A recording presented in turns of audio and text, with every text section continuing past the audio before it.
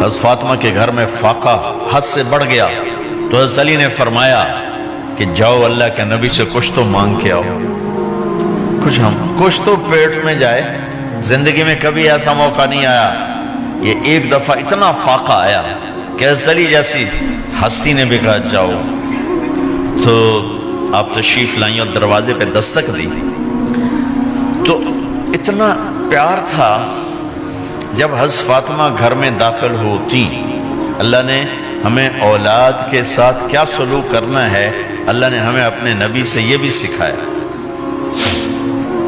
حضرت فاطمہ جب بھی گھر میں آتی، اور ساتھ ہی تو گھر تھا، دیوار سے دیوار ملی تھی، روز کا آنا جانا تھا، تو میرے نبی بیٹھے نہیں رہتے تھے، آؤ فاطمہ کیا حال ہے، کھڑے ہو جاتے اور تیزی سے آگے بڑھتے، دروازے پر ہی حضرت فاطمہ کا ہاتھ پکڑ لیتے، ہاتھ کا بوسہ لیتے، بوسہ لے کر ہاتھ پکڑے پکڑے بیٹی کو چارپائی پہ پہلے بٹھاتے، اس کے بعد خود بیٹھتے تھے۔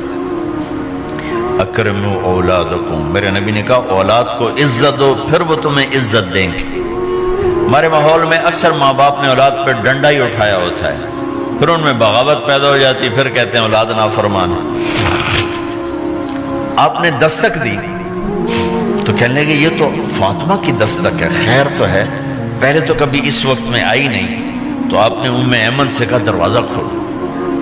ام ایمن نے دروازہ کھولا تو آپ نے استقبال کیا، بٹھایا، پوچھا بیٹی کیا ہوا، اس وقت میں کیسے آئیں؟ کہ یا رسول اللہ بہت فقر ہے، بہت بھوک ہے، آپ کے پاس سنا کچھ مال آیا ہے، کچھ ہمیں بھی دے دیا جائے۔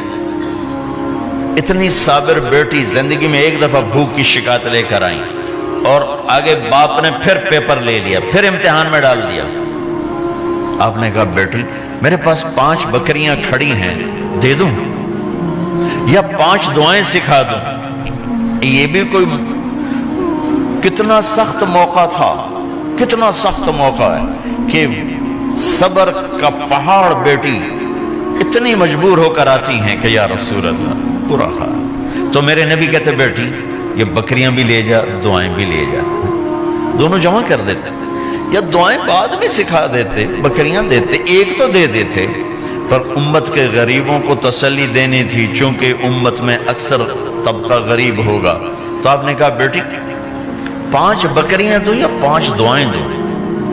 تو وہ سمجھ گئیں اپنے باپ کے مزاج کو کہ ابا جان امتحان لے رہے ہیں۔ تو کہا ابا جان بکریاں چھوڑ دیں، مجھے دعائیں سکھا دیں، مجھے بکریاں نہیں چاہیے۔ بھوکے کی رات بھی گزر جاتی ہے اور بھوکے کا دن بھی ڈوب جاتا ہے۔ تو آپ کا چہرہ ایسے کھل گیا کہ میری بیٹی پاس ہو گئی۔ کہا بیٹی آپ تم دعا میں یہ کہا کرو یا اول الاولین یا آخر الاخرین یا ذا القوة المتین یا راحم المساکین یا ارحم الراحمین، یہ تیرے لیے 5 بکریوں سے اعلیٰ چیز۔ اب گھر واپس گئیں خالی ہاتھ۔ حضرت علی نے فرمایا تو کچھ بھی نہیں لائی؟ کہ نہیں لائی ہوں، بہت کچھ لائی ہوں۔ کہا کیا؟ کہ میں دنیا لینے گئی تھی، آخرت لے کے آ گئی۔ ذہبت للدنیا وجئت بالآخرہ۔ تو حضرت علی نے فرمایا تیرا آج کا دن سب سے اعلیٰ دن ہے، خیر ایام کی حال۔ داماد کا امتحان لے لیا، حضرت علی کو بلا لیا، علی 5000 بکریاں دوں کہ 5 دعائیں دوں؟ اس وہاں تو 5 بکریاں، اب 5000 کر دیں۔ علی 5000 بکریاں لیتے ہو یا 5 دعائیں لیتے ہو؟ تو بھی سمجھ گئے کہ آج میرا محبوب مجھ سے امتحان لے رہا ہے کہ علی کتنا کو مضبوط ہے اپنے ایمان میں۔ اور فاقے میں نے بتا دی کیا گزر رہے ہیں۔ آدمی اپنی بھوک سہ لیتا ہے، اولاد کا رونا برداشت نہیں ہوتا ہے۔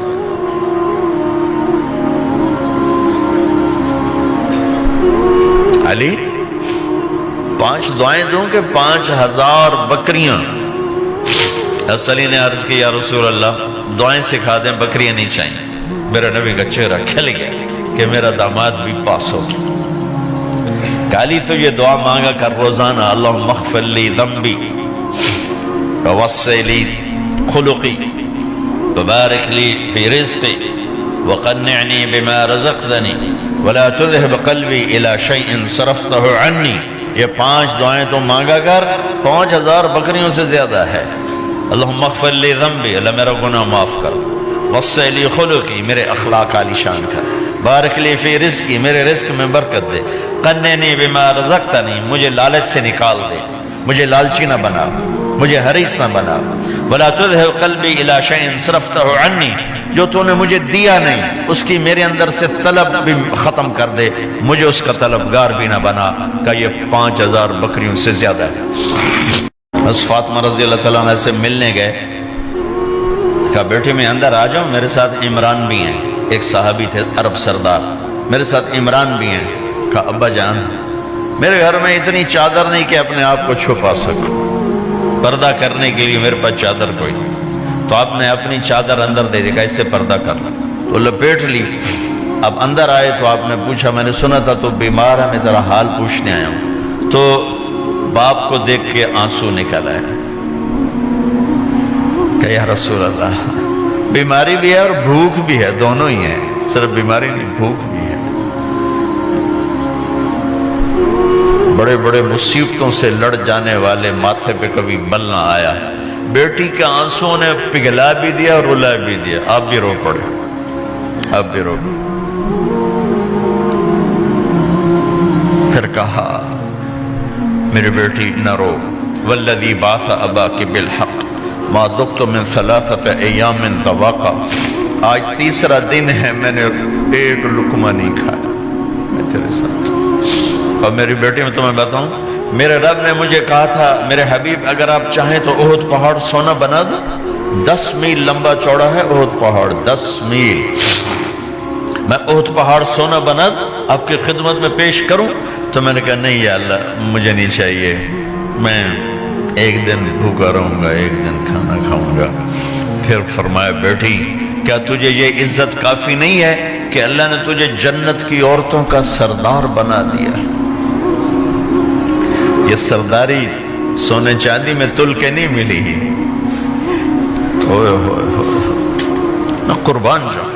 भाइयों आप सब माशाल्लाह नौजवान नजर आ रहे हो, थोड़ा वक्त निकाल के अगर आप पढ़े हुए हो अपने नबी की जिंदगी पढ़ा करो, अपने नबी की जिंदगी पढ़ा करो, बड़ा ईमान भी बनेगा, हौसला भी मिलेगा।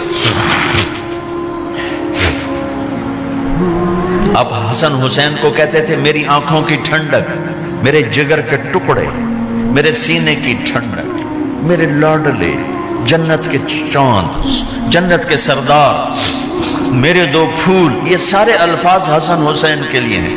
और उनके भूख की वजह से रोने की आवाज सुनते थे और तड़पते थे, लेकिन रोटी नहीं मांगी उनके लिए, रोटी नहीं मांगी,